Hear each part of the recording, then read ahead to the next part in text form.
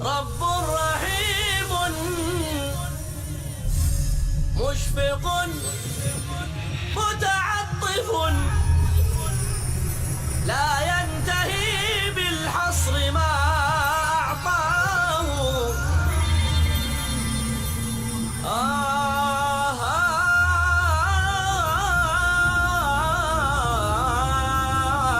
رب رحيم مشفق متعطف لا ينتهي بالحصر ما أعطى. میں نے عرض کیا کہ یہ جو پانچوں حیثیتیں ہیں یہ مشترک ہیں حضور میں بھی اور باقی جو ہے انبیاء کے اندر بھی. حضور بھی مبشر ہے، نذیر ہے، تمام نبی بھی مبشر تھے، نذیر تھے، تمام داعی تھے، تمام اپنی جگہ پر روشنی کا ایک مینار تھے یا ایک چراغ تھے، لیکن اس کے اندر فرق مراتب تو ہوگا. تو ان پانچوں حیثیتوں میں بھی حضور کا ایک مقام بلند ہے جس کے اعتبار سے آپ تمام انبیاء کے اندر سربلند ہیں. لیکن ایک حیثیت جو ہے تکمیلی وہ صرف محمد الرسول اللہ صلی اللہ علیہ وسلم کے لیے آئی ہے. اے نبی، آپ کا کام صرف دعوت اور تبلیغ نہیں ہے، صرف تربیت و تزکیہ نہیں ہے، صرف اتمام حجت نہیں ہے، بلکہ ان تمام افعال کے ذریعے سے جو لوگ آپ کے پاس آ جائیں ان کو جمع کرنا، انہیں جماعت بنانا اور پھر ان کو مضبوط ایک کوڑا بنا کر باطل پر دے مارنا اور باطل کے نظام کو جڑ سے اکھیڑ پھینکنا اور اللہ کے دین کو قائم کر دینا، نافذ کر دینا، غالب کر دینا، یہ آپ کا فرض منصبی ہے. نحمده ونصلي على رسوله الكريم.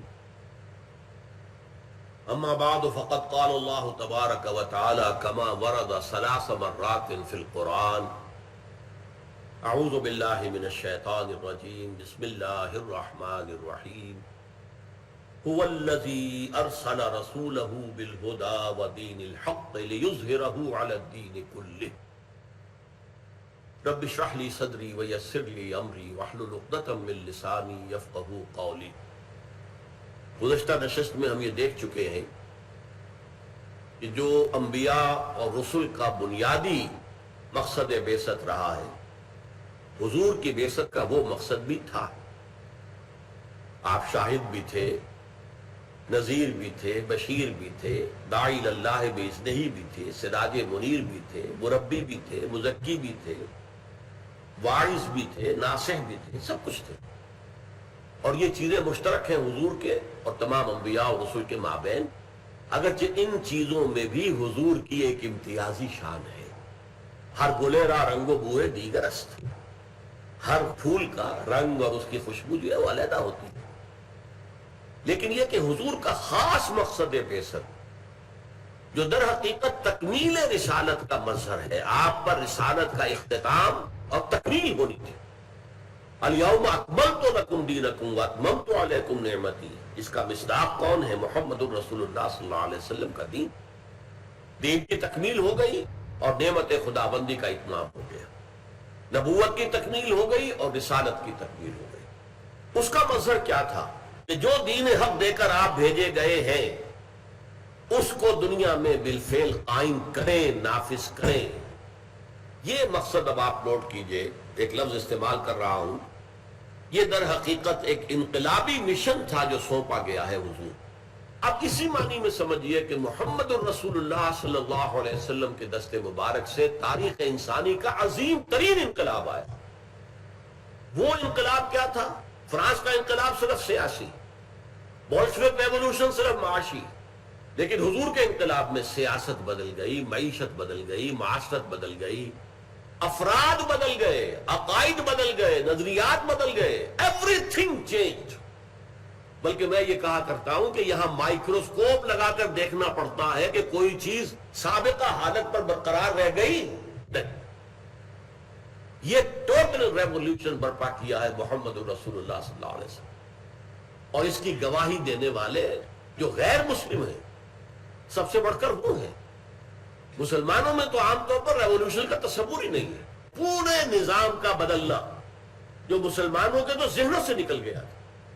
یہ دین ہے، یہ مذہب نہیں ہے. ریلیجن نہیں ہے، اس سے سسٹم آف لائف، مکمل زندگی کا ایک نظام ہے، ضابطۂ حیات ہے، اس میں سیاست بھی ہے، معیشت بھی ہے، معاشرت بھی ہے، سب کچھ۔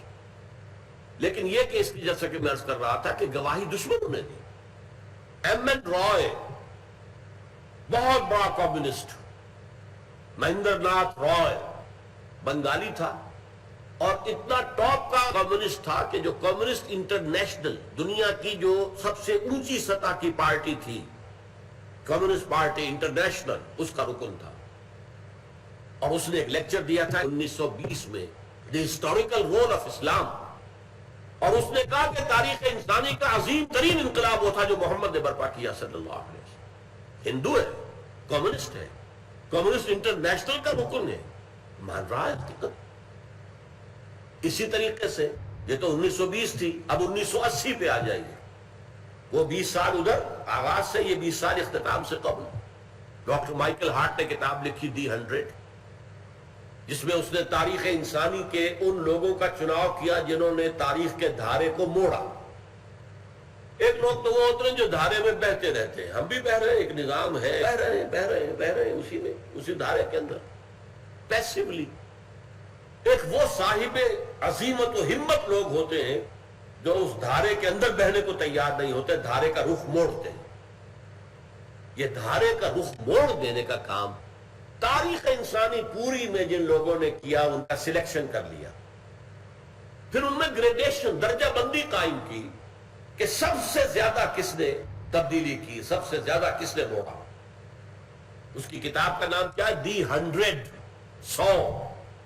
نیچے کیا ہے subtitle? A selection and gradation of the most influential personalities of human history. تاریخ انسانی کی مؤثر ترین شخصیتیں 100، ان کا سلیکشن بھی ہے، گریڈیشن بھی ہے، اور گریڈیشن میں نمبر 1 پر حضور کو لا رہا ہے صلی اللہ علیہ وسلم، کہ تاریخ انسانی کا عظیم ترین انقلاب محمد نے برپا کیا صلی اللہ علیہ وسلم۔ میں سمجھتا ہوں کسی مسلمان نے بھی آج تک یہ ٹریبیوٹ پے نہیں کیا ہو حضور کی، اور تعریفیں جو ہم کرتے ہیں، ہم تو تعریف نہیں کریں گے تو کیا کریں گے؟ آپ ہمارے محبوب ہیں، آپ ہمارے محسن ہیں، اللہ کے رسول ہیں، خاتم النبیین ہیں، آخر المرسلین ہیں، لیکن دشمن، الفضل ما شہدت بہ الاعداء، اصل فضیلت وہ ہے جس کی گواہی دشمن دے۔ یہ مائیکل ہارٹ کہہ رہا ہے، اور اس نے شروع میں 1 نمبر پر لایا حضور کو، کہتا ہے naturally I O an explanation, مجھے اس کی وضاحت کرنی پڑے گی، میں عیسائی ہوں، لیکن حضرت عیسیٰ کو نمبر 1 پر نہیں رکھ رہا، نمبر 3 پر لے گیا۔ میں عیسائی ہونے کے باوجود محمد کو نمبر 1 پر رکھ رہا ہوں، کیوں؟ اب دیکھیے یہ جملہ اس کی ذہانت کا شاہکار ہے۔ This is because he is the only person، یہ دی کو under line, the only person supremely successful in both the religious and secular fields۔ زندگی جو ہے انسان کی 2 حصوں میں آج بٹ چکی ہے، ایک مذہبی زندگی ہے، اخلاق ہے، عبادات ہیں، یہ ہے وہ ہے، عقائد ہیں، اور ایک ہے حکومت ہے، ریاست ہے، فتوحات ہیں، یہ 2 علیحدہ ہے گا۔ لیکن ان دونوں میدانوں میں بیک وقت سپریملی سکسیسفل ایک ہی انسان ہے، اور وہ محمد ہے صلی اللہ علیہ وسلم۔ اس لیے میں نے کہا تھا دی اونلی کو انڈر لائن کیجئے، یہ نہیں ہے کہ 2-10 ہے، ان میں سب سے اوپر وہ ہے، نہیں، یہ تو ایک ہی مثال ہے جو دونوں میدانوں میں سپریملی سکسیسفل۔ ورنہ آپ کو معلوم ہے حضرت عیسیٰ علیہ السلام مذہبی میدان میں کتنے اونچے ہیں، لیکن ریاست اور سیاست میں کوئی دخل، کوئی عمل۔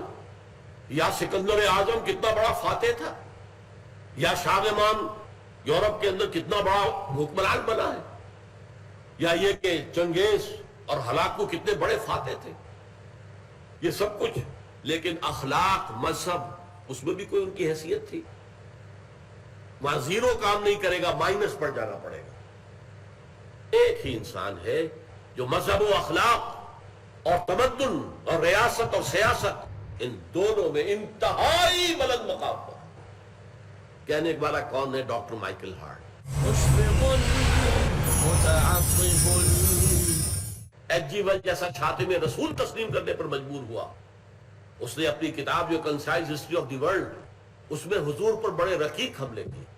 اس زمانے میں جو سلمان رشدی نے جس قسم کے حملے کیے ہیں، یا بنگال کی ایک مشرقی پاکستان کی ایک خاتون تسلیمہ نسرین نے جیسے حملے کیے ہیں، اس سے کہیں زیادہ سخت حملے اس نے کیے. لیکن اسی کتاب میں جو خطبہ حجۃ الوداع پر آیا ہے کہ یہ جو حضور نے فرمایا لا فضل لعربی علی عجمی ولا لعجمی علی عربی الا بالتقوی، کسی عربی کو کسی عجمی پر کوئی فضیلت نہیں، کسی عجمی کو کسی عربی پر، کسی عربی کو کسی عجمی پر کوئی فضیلت نہیں، کسی گورے کو کسی کالے پر، کسی کالے کو کسی گورے پر کوئی فضیلت نہیں الا بالتقوی. تو اس نے یہ الفاظ لکھے، although the sermons of human fraternity, freedom and equality were said before also, and we find a lot of such sermons in Jesus of Nazareth. کیا ترجمہ ہوا؟ اگرچہ انسانی حریت و اخوت و مساوات کے واعظ تو دنیا میں پہلے بھی کہے گئے تھے، اور ایسے بہت سے واعظ ہمیں حضرت عیسیٰ علیہ السلام کے مواعظ میں بھی ملتے ہیں، but it must be admitted، لیکن یہ بات تسلیم کیے بغیر چارہ نہیں، that it was Muhammad صلی اللہ علیہ وسلم who established a society based on these principles for the first time in human history، کہ یہ محمد تھے صلی اللہ علیہ وسلم جنہوں نے تاریخ انسانی میں پہلی بار ان اصولوں پر مبنی ایک معاشرہ قائم کیا، ایک نظام برپا کیا. یہ ہے اصل میں تکمیل رسالت کا وہ موضوع. هو الذی ارسل رسولہ بالہدی ودین الحق لیظہرہ علی الدین کلہ ولو کرہ المشرکون. وہی ہے اللہ جس نے بھیجا ہے اپنے رسول کو، محمد کو صلی اللہ علیہ وسلم، الہدا دے کر، دی گائیڈنس، اور نمبر 2 دین الحق، سچا دین، عدل اور انصاف اور راستی پر مبنی نظام، لیظہرہ علی الدین کلہ، تاکہ غالب کر دے اسے کل کے کل نظام پر، کل کے کل دین پر، ولو کرہ المشرکون، چاہے یہ مشرکوں کو کتنا ہی ناگوار. یہ آیت سمجھیں گے تو قرآن سمجھ میں آئے گا، یہ آیت سمجھیں گے تو جہاد کس لیے ہے، قتال کس لیے، وہ بات سمجھ میں آئے گی. آج جو دنیا میں ایک شورا ہے کہ یہ تو اس کتاب میں قتال قتال قتال قتال، جنگ جنگ جنگ، یہ تو بہت زیادہ جو ہے وہ خونی قسم کی کتاب ہے. اس کی وجہ کیا ہے؟ وہ یہ نہیں سمجھتے کہ یہ اصل میں قتال جو ہے وہ ایک انقلابی عمل کا ٹاپ تھا. مکے میں تو کوئی قتال نہیں ہوا، دعوت دی جا رہی ہے، تبلیغ ہو رہی ہے، تیاری کی جا رہی ہے، تربیت ہو رہی ہے، تزکیہ ہو رہا ہے، تنظیم ہو رہی ہے، جمع کیا جا رہا ہے، یہ سارا کام ہو رہا ہے، کوئی قتال نہیں. مارے کھا رہے ہیں، صبر کر رہے ہیں، کوئی قتال کا سوال ہی نہیں، جوابی کارروائی تک کی اجازت نہیں. انقلاب کے آخری سٹیج پر آ کر یہ لازم ہے. کیا بولشوک ریولوشن میں کوئی خونریزی نہیں ہوئی تھی؟ کیا فرینچ ریولوشن میں کوئی خونریزی نہیں ہوئی تھی؟ تو بہت ہوئی تھی، اس کو بلڈی ریولوشن کہتے ہیں دنیا میں، خونی انقلاب. کیا امریکہ نے جب برطانیہ سے آزادی حاصل کی ہے تو خونریزی نہیں ہوئی تھی؟ کیا امریکہ نے جب اپنے ہاں سلیوری ختم کی ہے تو خونریزی نہیں ہوئی تھی؟ کوئی بھی نظام میں تبدیلی آپ لانا چاہیں گے، اس جو موجودہ نظام ہے اس کے ساتھ جن لوگوں کے ویسٹڈ انٹرسٹ ہے وہ کبھی برداشت نہیں کریں گے، وہ مقابلے میں آئیں گے، روکیں گے. گارڈ اپ یور لانس، اپنے مفادات کے تحفظ کے لیے کھڑے ہو جاؤ. کتنی بڑی سول وار امریکہ کے اندر ہوئی ہے، ساؤتھ اینڈ نارتھ کے درمیان. کیوں ہوئی؟ وہ ایک انقلابی عمل کی ایک ناگزیر ہوتا ہے آخری سطح پر جا کر، اور اسی سلسلے میں قرآن مجید میں جہاد اور قتال کا ذکر آتا ہے. انقلاب برپا کرنا تھا. اسلام صرف مذہب نہیں ہے، وہ ایک نظام لے کر آیا تھا دنیا میں، اس نظام کو برپا کرنا تھا. جیسے کہ ایک صحابی نے کہا تھا رستم سپہ سالار افواج ایران کے سوال کے جواب میں، انہوں نے کہا تھا یہ کیوں آپ لوگ ہم پر حملہ آور ہو گئے؟ پہلے بھی آپ لوگ آیا کرتے تھے، ٹرائبل ہورڈز لوٹ مار کرتے تھے، چلے جاتے تھے، اب ہمارا پیچھے نہیں چھوڑ رہے، وجہ کیا ہے؟ تو جواب دیا انہوں نے انا قد ارسلنا، دیکھو پہلے ہم خود آتے تھے، لوٹ مار کرتے تھے، بھاگ جاتے تھے، اب تو ہمیں بھیجا گیا ہے. We are on a mission. اللہ نے بھیجا محمد کو، محمد نے بھیجا ہمیں. انا قد ارسلنا لنخرج الناس من ظلمات الجہالت الى نور الایمان، کہ لوگوں کو نکالیں جہالت اور جاہلیت کے اندھیروں سے ایمان کی روشنی میں. وَمِن جَوْرِ الْمُلُوكِ إِلَىٰ عَدْلِ الْإِسْلَامِ، بادشاہوں کے ظلم و ستم کے پنجوں سے نجات دلائیں اور اسلام کے نظام عدل و قسط سے روشناس کرائیں۔ تمہارے بادشاہ محل بناتے ہیں، عیش کرتے ہیں، اونچی اونچی فصیلوں میں رہتے ہیں، ان کے لیے ہر طرح کے عیش و آرام، ان کی فوج کھڑی ہوتی ہے، ذرا کو ٹیکس دینے سے انکار کرے تو ان کی گردنیں اڑا دی جاتی ہیں۔ محنت کاشتکار کرتا ہے، عیش جو ہے وہ جاگیردار کرتا ہے یا بادشاہ کرتا ہے؟ محنت جو ہے، جو بھی کارکن ہے بیٹھ کر کھدر بن رہا ہے اپنے کرگے پر اور اس سے ٹیکس لے رہی ہے حکومت، اور اس ٹیکس سے پھر حکومت نے فوجیں کھڑی کر رکھی ہیں، ذرا تم نے سرتابی کی تو سر کچل دیا جائے گا۔ You have to pay the taxes۔ یہ سارا ظلم کا نظام ختم کر کے عدل و قسط کا نظام قائم کرنے کے لیے آئے ہیں۔ This is a permission۔ تو یہ بات اچھی طرح سمجھ لینے کی ہے کہ قرآن سمجھ میں نہیں آئے گا جب تک کہ اس مرکزی آیت کو نہ سمجھ لیا جائے جو 3 مرتبہ قرآن میں آئی۔ عبید اللہ جو سندھی تھے مرحوم، انہوں نے اس آیت کو عنوان دیا ہے کہ یہ عالمی انقلاب کا پیش خیمہ ہے۔ کیوں؟ حضور صرف عرب کے لیے نہیں بھیجے گئے تھے کہ عرب میں وہ نظام قائم کر دیا تو بس بات پوری ہو گئی۔ حضور بھیجے گئے تھے پورے عالم انسانیت کے لیے۔ وَمَا أَرْسَلْنَاكَ إِلَّا كَافَّةً لِلنَّاسِ بَشِيرًا وَنَذِيرًا۔ لہذا یہ نظام جو محمد نے برپا کیا تھا 1400 برس قبل جزیرہ نمائے عرب میں، اسے گلوبلائز ہونا ہے، اسے پورے گلوب کے اوپر، پورے عالم انسانیت کے اوپر قائم ہونا ہے۔ تو اس عالمی انقلاب، بلکہ ان کے لفظ بین الاقوامی انقلاب، اسی وقت تک ابھی مولانا عبید اللہ سندھی کے دور تک ابھی عالمی کا لفظ نہیں آیا تھا، گلوبلائزیشن کا لفظ نہیں آیا تھا، نیو ورلڈ آرڈر کا نام نہیں آیا تھا۔ آج تو دنیا بہت آگے نکل گئی ہے، نیشنلزم ختم ہو چکا ہے، ملکوں کی تقسیمیں اور جو ان کے درمیان لکیریں ختم ہو چکی ہیں۔ اب تو راج ہوگا ملٹی نیشنلز کا، ملٹی نیشنلز جو ہے وہ حکومت کریں گی اصل۔ بہرحال انہوں نے اسی لیے بین الاقوامی کہا تھا، بین الاقوامی انقلاب کا یہ پیش خیمہ ہے اور عنوان ہے یہ آیت۔ میں آپ سے جو بات کہتا ہوں 100% اعتماد کے ساتھ، سیرت النبی کا فہم حاصل نہیں ہو سکتا جب تک ان الفاظ کو نہ سمجھ لیا جائے۔ اس لیے کہ سیرت کسی بھی شخص کی آپ ایسیس کریں گے، ایویلویٹ کریں گے، تو پہلے معین ہونا چاہیے کہ ان کا مقصد کیا تھا، کس حد تک وہ اس مقصد میں کامیاب ہوئے اور کس طور سے کامیاب ہوئے۔ مقصد بہت اعلیٰ دے دیا لیکن رہ گئے کہیں بیچ ہی میں تو ناکام ہوا۔ تو پہلے یہ دیکھو کہ مقصد کیا تھا۔ جب تک حضور کا مقصد بعثت واضح نہ ہو، حضور کی سیرت سمجھ میں نہیں آ سکتی۔ بہت سے سوالات ہیں سیرت النبی کے بارے میں جو اس آیت کو سمجھے بغیر حل نہیں ہوتے۔ بہت سے اعتراضات ہیں جو کیے گئے حضور کی سیرت پر، جن کا جواب ممکن نہیں اگر اس آیت کو آپ سامنے نہ رکھیں۔ اور سب سے آخری بات یہ کہ ختم نبوت، جس کا ایک پہلو تو یہ ہے کہ آپ کے بعد اب کوئی نبی نہیں، دوسرا پہلو یہ کہ نبوت کی تکمیل ہو گئی ہے۔ اختتام صرف اس معنی میں نہیں کہ ختم ہو گئی، بلکہ اتمام اور تکمیل نبوت و رسالت۔ تو اس کی ایک بات تو آج ڈسکس ہو گئی کہ رسالت کی تکمیل یہ تھی کہ وہ نظام صرف دیا نہیں، قائم کر کے دکھایا، حجت آخری درجے میں قائم۔ مشفق متعطف هو الذي أرسل رسوله بالهدى ودين الحق ليظهره على الدين كله ولو كره المشركون يا أيها الذين آمنوا هل أدلكم على تجارة تنجيكم من عذاب أليم تؤمنون بالله ورسوله وتجاهدون في سبيل الله بأموالكم وأنفسكم ذالکم خیر لکم ان کنتم تعلمون۔ سورہ صف کی آیت نمبر 9 کے بارے میں میں یہ عرض کر چکا ہوں کہ نمبر 1 تو یہ کہ یہ سورہ صف کی مرکزی آیت ہے۔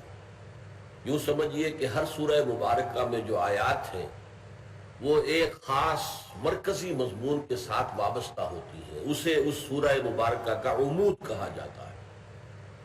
ہر آیت اپنی جگہ پر علم و حکمت کا، معزت کا ایک بڑا قیمتی موتی ہے۔ جب ہار بنانے کے لیے موتیوں کو پرویا جاتا ہے تو ان میں جو ترتیب رکھی جاتی ہے وہ آپ کو معلوم ہے، اس سے ان موتیوں کا حسن دوبالا ہو جاتا ہے۔ یہی معاملہ قرآن حکیم کی صورتوں کا ہے، اگرچہ ہر آیت اپنی جگہ پر علم و حکمت کا ایک موتی ہے، نہایت خوبصورت، حسین، نہایت قیمتی، لیکن جب یہ ایک ہار میں پرو کر ایک صورت کی شکل اختیار کرتی ہیں وہ آیتیں، اس اعتبار سے یہ سورہ صف جو ہے اس کی مرکزی آیت، اس کا عبود یعنی وہ دھاگا جس میں کہ اس کے موتی پروئے گئے ہیں، وہ یہ آیت نمبر 9 ہے۔ هو الذی ارسل رسولہ بالہدی ودین الحق لیظہرہ علی الدین کلہ ولو کرہ المشرکون۔ یہ بات بھی جان لیجئے کہ قرآن حکیم میں جہاد اور قتال فی سبیل اللہ کے مضامین جو ہیں وہ بڑی طویل مدنی صورتوں میں آئے ہیں اور بہت مفصل آئے ہیں، بہت تفصیل کے ساتھ آئے ہیں۔ جیسے ایمانیات کا مضمون سب سے زیادہ تفصیل کے ساتھ مکی صورتوں میں آیا ہے، لیکن مدنی صورتوں کا جو یہ سلسلہ ہے 10 صورتوں پر مشتمل، سورہ حدید سے لے کر سورہ تحریم تک، اس میں ہم نے دیکھا کہ ایک سورہ تغابن جس کا مطالعہ کر چکے ہیں وہ ایمانیات کے موضوع پر جامع ترین صورت ہے، کل 18 آیات۔ اسی طرح جہاد اور قتال فی سبیل اللہ کے مباحث جو ہیں سورہ انفال پوری کی پوری اسی پر مشتمل ہے۔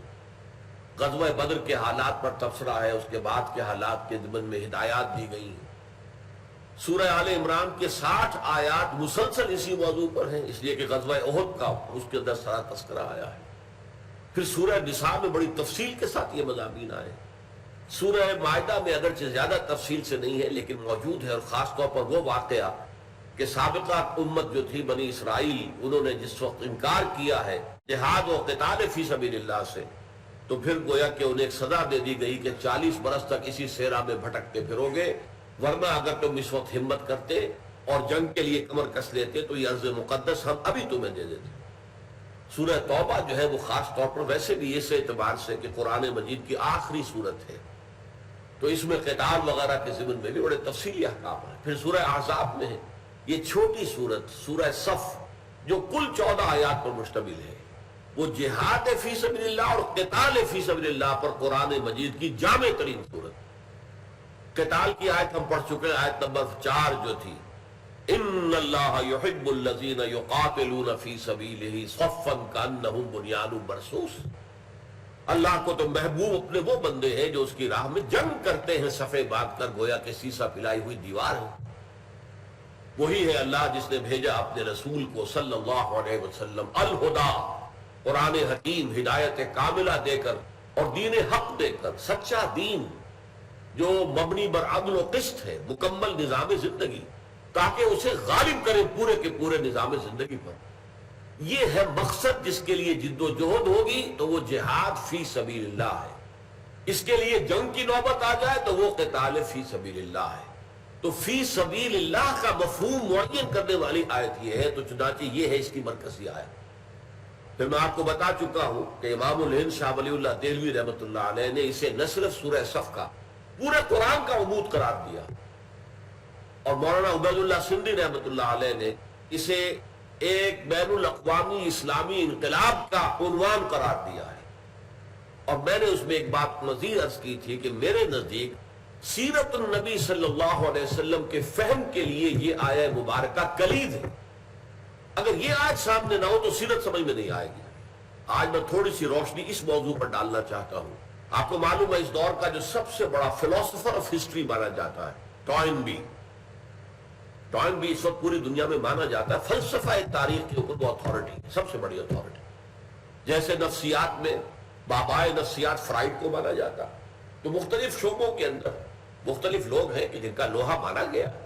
اس ٹوائنبی نے ایک ایسا جملہ کہا ہے، زہر میں بجھا ہوا جملہ، محمد failed as a prophet but succeeded as a statesman۔ محمد ناکام ہو گئے ایک نبی کی حیثیت سے، ہاں کامیاب ہوئے ہیں تو ایک سیاستدان کی حیثیت سے، اسٹیٹسمین کی حیثیت سے۔ اب آپ اندازہ نہیں کر سکتے کہ اس کے اندر کتنا زہر گھلا ہوا۔ اصل میں ان کا ایک تصور ہے، نبوت کسے کہتے ہیں؟ نبوت کے آئیڈیل ان کے نزدیک حضرت عیسیٰ ہے، حضرت یحییٰ ہے۔ حضرت عیسیٰ نے کبھی تلوار ہاتھ میں لی، نہ حضرت یحییٰ نے کبھی تلوار ہاتھ میں لی۔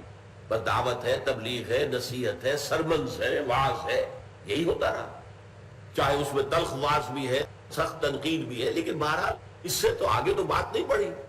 باقی درویشی کا رنگ ہے، کوئی کچھ کہہ رہا ہے، کوئی تکلیف دے رہا ہے تو صبر کر رہے ہیں، کوئی جوابی کارروائی نہیں ہے. یہ نقشہ ان کے ذہن میں ہے نبوت کا. اور وہ یہ سوچتے ہیں کہ چاہے محمد نبی تھے یا نہیں تھے صلی اللہ علیہ وسلم، لیکن مکے میں جو ان کی زندگی تھی وہ نبیوں کے مشابہ تھی. وہ رنگ اس میں نظر آتا ہے، دعوت ہے، تبلیغ ہے، وعظ ہے، نصیحت ہے. اور لوگ اگر پاگل کہہ رہے ہیں تو بھی جھیل رہے ہیں، کوئی شاعر کہہ رہا ہے تو برداشت کر رہے ہیں. ان کے ساتھیوں کو مارا جا رہا ہے تو انہیں حکم ہے کہ ہاتھ مت اٹھانا، جوابی کارروائی نہ کرنا. یہ جو درویشانہ انداز ہے یہ تو عیسیٰ سے ملتا ہے علیہ الصلوۃ والسلام، یہ یحییٰ سے ملتا ہے علیہ الصلوۃ والسلام. تو اس سے قطع نظر کہ واقعتاً محمد نبی اور رسول تھے یا نہیں صلی اللہ علیہ وسلم، بہرحال ان کی مکی زندگی بہت سے اعتبارات سے انبیاء کی زندگی سے مشابہ ہے. But there he field. مکے میں ان کے لیے جو ہے وہ راستہ نہیں بنا، انہیں وہاں سے جان بچا کر ان کے خیال میں تو بھاگنا پڑا. ہم ہجرت کا تصور ہم جو کچھ بھی رکھتے ہیں وہ اپنی جگہ پر، لیکن ظاہر بات ہے کہ آپ رات کی تاریکی میں نکلے ہیں گھر سے، پھر 3 دن آپ روپوش رہے ہیں جو غار ثور ہے اس میں، تو یہ گویا کہ وہاں پر تو ناکامی کی دلیل، وہاں کوئی کامیابی حاصل نہیں ہوئی. تو Muhammad failed as a prophet but he succeeded as statesman. مدینے میں آنے کے بعد محمد کا رنگ ہی اور ہے صلی اللہ علیہ وسلم. کہا وہ صورت تھی کہ چاہے تمہارے ٹکڑے کر دیں، تمہاری بوٹیاں اڑا دیں، تمہیں زندہ جلا دیں، تم کوئی ہاتھ نہیں اٹھاؤ گے. No raising of hands even in self defence. For 12 long years it was the order of the day. لیکن اب کیا ہے؟ قاتلوا فی سبیل اللہ الذین یقاتلونہم قاتلوہم حتی لا تکون فتنۃ ویکون الدین کلہ للہ. کرو جنگ ان سے یہاں تک کہ فتنہ اور فساد بالکل فروغ ہو جائے اور دین کل کا کل اللہ کے لیے ہو جائے. اب ان کے پاس وفود آ رہے ہیں، ان سے گفتگویں ہو رہی ہیں. انہوں نے یہودیوں کے ساتھ مصالحت کی ہے اور اس میں میثاق مدینہ کی جو ہے بہت دنیا کے اندر دھوم ہے اور اس کے اندر بڑی حکمتیں ہیں. یہ ساری چیزیں یہاں تو اب محمد ایک اسٹیٹس مین کی حیثیت سے، ایک سیاستدان کی حیثیت سے، ایک سپہ سالار کی حیثیت سے، ایک حاکم وقت کی حیثیت سے سامنے آئے. وہاں وہ کامیاب ہوئے. یہ ایک جملہ ہے جس سے کہ آپ سوچئے کہ جو شخص بھی پڑھے گا اس کو کس قدر اس کے ذہن میں زہر گھل جائے گا حضور کے بارے میں کہ یہ تو تضاد ہے واقعتاً. اچھا، اس تضاد کو مزید ہائی لائٹ کرنے کے لیے، نمایاں کرنے کے لیے پروفیسر منٹگومری واٹ نے 2 والیومز میں حضور کی سیرت لکھی. اب ہم تو بڑے خوش ہیں، برطانیہ کا اتنا بڑا پروفیسر دانشور حضور کی سیرت پر اس نے 2 والیومز لکھ دی. اسی ایک جملے کو ہائی لائٹ کرنے کے لیے اس نے حضور کی سیرت کو 2 حصوں میں تقسیم کیا. Muhammad at Mecca 1 volume, Muhammad at Medina 2nd volume. واضح کیا کیا کہ یہ تو 2 محمد ہے، ایک محمد نہیں ہے. مکے والا محمد تو کچھ اور نظر آتا ہے صلی اللہ علیہ وسلم، مدینے والا محمد کچھ اور نظر آتا ہے صلی اللہ علیہ وسلم. اچھا، مدینے والے محمد کے ذکر میں صلی اللہ علیہ وسلم وفداء آباؤنا و امہاتنا جتنے تعریفی کلمات ممکن ہے سب استعمال کر دی. حضور کی سٹیٹس مین شپ، حضور کی موقع شناسی، حضور کی مردم شناسی، بر وقت اقدام کرنا، یہود کو جکڑ لینا میثاق مدینہ میں، مہاجرین اور انصار کو جکڑ لینا مواخات میں، بھائی بھائی بنا دیے گئے. اب ایک ایک چیز کے بارے میں غور کیجئے، ایک ایک چیز کے بارے میں غور کیجئے. پھر حضور بحیثیت سپہ سالار، آپ کی دانش مندی، آپ کہیے ملٹری پالیسی، اسٹریٹجی، کس طریقے سے آپ نے دب کر صلح کر لی قریش کے ساتھ، دب کر، تاکہ بالکل یکسو ہو کر یہودیوں کے ساتھ آخری مارکہ ہو جائے اور خیبر پر حملہ کر کے تاکہ ہمارا جو پشت ہے وہ محفوظ ہو. جنوب میں ہے مکہ اور شمال میں جانا ہے خیبر کی طرف. اب اگر مکے والوں سے یہ معاہدہ نہ ہو گیا ہوتا صلح حدیبیہ تو اندیشہ تھا کہ مسلمان اگر خیبر پر حملے کرنے کے لیے نکلتے تو ادھر سے قریش آ کر مدینے کے اوپر حملہ آور ہو کر فتح کر لیتے. لہذا پہلے آپ نے ان سے صلح کی اور دب کر صلح کی، اس کے بعد یکسو ہو کر پھر حملہ کیا اور یہودیوں کا جو آخری گڑھ تھا اس کو ختم کر دیا. تو یہ حضور کی پالیسیز کا معاملہ، دور اندیشی کا معاملہ، معاملہ فہمی کا معاملہ، انسان شناسی کا معاملہ، یہ صلاحیت، یہ در حقیقت اس کو جتنے ٹریبیوٹس پے کیے جا سکتے ہیں، جتنے بھی اس کے لیے ایڈجیکٹیوز ہیں، اس کے لیے سپرلیٹو ڈگریز کے اندر ایڈجیکٹیوز جو ہے اس نے استعمال کر دی. لیکن اب غور کیجئے، ہم تو دھوکہ کھا جائیں گے، یہ تو بڑا حضور کا بڑا صلاح خواں ہے، بہت ہی تو حمد کر رہا ہے، تعریف کر رہا ہے، لیکن اصل کیا ہے؟ Muhammad at Mecca, Muhammad at Medina, they are two Muhammad صلی اللہ علیہ وسلم، ان میں تضاد ہے، اور واقعہ یہ ہے کہ تضاد ہے۔ مشفق متعطف۔ اب دیکھیے مکے میں حکم یہ ہے، جیسا کہ میں نے ابھی عرض کیا تھا، کہ اے مسلمانوں چاہے تمہارے ٹکڑے کر دیے جائیں، تمہیں کوئی جوابی کارروائی نہیں کروں، چاہے تمہیں دہکتے ہوئے انگاروں پر لٹا دیا جائے، جیسے خباب بن الارت رضی اللہ تعالیٰ عنہ کو لٹا دیا گیا، ڈیٹ گئے۔ حالانکہ سب دنیا جانتی ہے کہ اگر کوئی شخص ڈیسپریٹ ہو جائے، اسے یہ معلوم ہو جائے کہ یہ میرے اب کباب بنانے والے ہیں، تو اسے اگر اجازت ہو تو دو چار کو وہ مار کر مرے گا، ویسے نہیں مرے گا، دو چار کو تو مارے گا۔ ڈیسپریٹ آدمی میں بڑی جان آ جاتی ہے، بڑی طاقت آ جاتی ہے کہ مجھے تو مرنا ہی ہے، میں دو چار کو تو لے کر مروں گا۔ تو یہ ہے صورت مدینے میں آ کر، یہ ہے کہ جنگ، قتال، طبل جنگ بجایا جا رہا ہے۔ تضاد ہے یا نہیں ہے؟ تضاد تو ہے، بالفعل ہے۔ ایک اور تضاد دیکھیے، سن 6 میں صلح حدیبیہ کے موقع پر دب کر صلح کر رہے ہیں اور صحابہ کا خون کھول رہا ہے۔ حضرت عمر ضبط نہیں کر سکے اور انہوں نے خود اپنے قول کے مطابق گستاخی کی حضور کے سامنے، اور ساری عمر پچھتاتے رہے۔ حضور کیا آپ اللہ کے نبی نہیں ہیں؟ ہاں میں اللہ کا نبی ہوں۔ کیا ہم حق پر نہیں ہیں؟ ہاں ہم حق پر ہیں۔ پھر یہ دب کر ہم کیوں صلح کر رہے ہیں کفار سے؟ حضور نے فرمایا مسکراتے ہوئے، میں وہی کچھ کر رہا ہوں جس کا مجھے حکم ہے۔ اب خاموش، خاموش تو ہو گئے، لیکن دل کے اندر تو وہ جذبات موجود ہیں نا۔ اور صرف عمر کا معاملہ نہیں ہے، یہ حضرت علی کا معاملہ یہی ہے۔ حضرت علی سے جب کہا گیا کہ اے علی، چونکہ سہیل بن عمرو جو آیا تھا، جو کہ مکے والوں کا نمائندہ بن کر آیا تھا، اور وہ جو ہے ڈکٹیٹ کرا رہا تھا، تو حضور نے لکھوایا کہ یہ صلح نامہ ہے محمد الرسول اللہ اور قریش مکہ کے مابین۔ اس نے فوراً اعتراض کر دیا۔ بڑا ذہین اور فطین انسان تھا، بڑا خطیب انسان تھا۔ اس نے کہا یہ تو ہم نہیں مان سکتے، اگر ہم آپ کو رسول اللہ مان لیں تو جھگڑا ہی ختم ہو جائے گا، پھر تو ہم جو ہے آپ کے تابع۔ یہ آپ لکھوائیے، یہ معاہدہ ہے محمد ابن عبداللہ اور قریش کے مابین۔ ہم رسول اللہ نہیں مان۔ ظاہر بات ہے کہ جو ٹیکسٹ ہوتا ہے کسی ٹریٹی کا، کسی معاہدہ کا، اس کے نیچے تو دونوں فریقوں کو دستخط ہوں گے نا، تو وہ ٹیکسٹ تو گویا کہ وہ ایگریڈ اپون ٹیکسٹ ہے، تو ہم تو نہیں مانتے آپ کو اللہ کا رسول، تو کیسے ہم دستخط کریں؟ تو چونکہ کاتب کی حیثیت سے حضرت علی کام کر رہے تھے، حضور نے فرمایا حضرت علی سے، علی مٹا دو، یہ محمد الرسول اللہ کا لفظ مٹا دو، محمد ابن عبداللہ کر دو۔ حضرت علی نے کہا حضور یہ میں تو نہیں کر سکتا۔ اب دیکھیے ایک اعتبار سے یہ بھی گستاخی بنی کہ نہیں بنی؟ حضور کے حکم سے سرتابی ہو رہی ہے۔ تو جیسے حضرت عمر سے گستاخی ہو گئی، لیکن وہ گستاخی ہوئی حمیت دین میں، اسی طرح حمیت دین اور حمیت رسالت میں حضرت علی سے بھی گستاخی ہو گئی، اس لیے کہ حکم ماننا جو ہے الامر فوق الادب کہتے ہیں، کہ امر جو ہے، حکم جو ہے وہ تو ادب سے اونچا ہے، باراتر ہے۔ لیکن کہا نہیں، تو حضور نے فرمایا مجھے بتاؤ کہاں ہے یہ الفاظ؟ حضور تو چونکہ پڑھے ہوئے نہیں تھے، تو انہوں نے فرمایا کہ وہاں حضور نے اپنے انگوٹھے سے مٹا دیے الفاظ محمد الرسول اللہ۔ تو یہ ہو رہا معاملہ صلح حدیبیہ کے وقت، یہاں تک کہ جب حضور نے کہا صلح ہو گئی، اب ٹھیک ہے بھائی احرام کھول دو اور یہیں جو جانور لے کر آئے ہیں قربانی کے یہیں ذبح کر دیں، ایک آدمی نہیں اٹھا۔ حضور صلی اللہ علیہ وسلم دل گرفتہ ہو کر اپنے خیمے میں چلے گئے، اور آپ نے کہا افسوس کے ساتھ، حضرت ام سلمہ رضی اللہ تعالی عنہ زوجہ رسول، وہ اس سفر میں ساتھ تھی، کہا جا کر میں نے مسلمانوں سے 3 دفعہ کہا ہے اٹھو احرام کھول دو اور قربانیاں پیش کر دو، کوئی نہیں اٹھا۔ انہوں نے مسکرا کر کہا کہ آپ کسی سے کچھ نہ کہیے، آپ جائیے اپنا احرام کھول دیجئے اور قربانی دے دیجئے۔ آپ نے، حضور نے اس پر عمل کیا، سب کھڑے ہو گئے، سب نے قربانیاں دے دی، سب نے جو ہے احرام کھول دی۔ یہ حالات ہے جس میں آپ نے دب کر صلح کی ہے، صلح حدیبیہ۔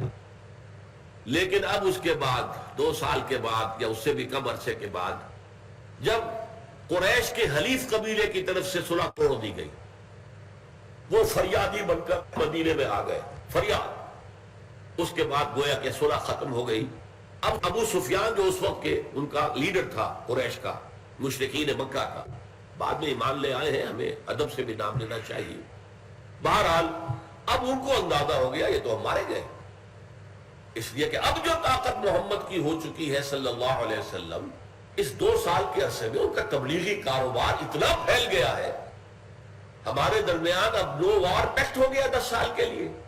لہذا حضور نے پورے یکسو ہو کر اپنی دعوتی تبلیغی تربیتی وہ جو اپنی سرگرمیاں تھیں ان کو پھیلا دیا پورے عرب میں. اب جو طاقت محمد کو حاصل ہو چکی ہے صلی اللہ علیہ وسلم، ہم تو مقابلہ نہیں کر سکتے محمد کا صلی اللہ علیہ وسلم. لہذا وہ چل کر آیا ہے مدینے کہ صلح کی تجدید کر دیجئے، صلح دوبارہ کر لیجئے. اب حضور باتیں بھی سن رہے ہیں. اس کے بعد سن کر منہ موڑ لیا، جواب ہی نہیں دیا. اب وہ سوچتے ہیں ابو سفیان کیا کروں، کس سے میں سفارش کرواؤں؟ تو خیال آیا میری بیٹی ان کے گھر میں ہے. آپ کو معلوم ہے کہ ام حبیبہ رضی اللہ تعالی عنہ ابو سفیان کی صاحبزادی تھی اور اب وہ حضور کی زوجہ محترمہ ہے. تو گھر میں گئے حضرت ام حبیبہ کے، وہاں گئے تو چارپائی کے اوپر بستر بچھا ہوا تھا حضور کا. تو بیٹھنے لگے تو ام حبیبہ نے کہا ابا جان ذرا ٹھہریے. وہ بستر جو ہے وہ طے کر دیا، کہا اب بیٹھے. اب یہ سیاس آدمی، سیاستدان آدمی، ڈپلومیٹ آدمی کھڑے ہو گئے ٹھٹک کر اور کہا بیٹی یہ بستر میرے قابل نہیں تھا یا میں اس بستر کے قابل نہیں تھا؟ کہا کہ ابا جان آپ اس بستر کے قابل نہیں ہیں، یہ بستر محمد رسول اللہ کا ہے صلی اللہ علیہ وسلم. آپ مشرک ہیں، نجس ہیں، ناپاک ہیں. اب بتائیے کیا وہ ان سے سفارش کرواتے ہیں؟ اس طریقے سے حضرت ابوبکر سے کوشش کی سفارش کرانے کی، حضرت عمر سے کوشش کی. اب یہاں قریش کا سردار آیا ہوا ہے، سر پٹک رہا ہے کہ دوبارہ صلح حضور نہیں کر رہے. تضاد ہے کہ نہیں؟ یہ تضادات ہیں. یہ ریزولو اگر ہوتے ہیں تو اسی سے ہوتے ہیں کہ حضور محض داعی نہیں تھے. حضور کے ذمے ایک ریولوشنری مشن تھا. آپ کو انقلاب برپا کر کے اللہ کے دین کو غالب کرنا تھا. اور انقلاب کے پروسیس کے اندر یہ مختلف سٹیجز کے احکام مختلف ہیں. اس میں پہلا مرحلہ جو ہے وہ درویشی کا ہے. دعوت دینی ہے، تبلیغ کرنی ہے، نصیحت کرنی ہے، لوگوں کو کھینچنا ہے، ایمان کی طرف بلانا ہے. اور ٹو گین ٹائم ان کی طرف سے زیادتیاں ہو جائیں تو جھیلنا ہے، برداشت کرنا ہے، وائلنٹ نہیں ہونا ہے، جوابی کارروائی نہیں کرنی ہے.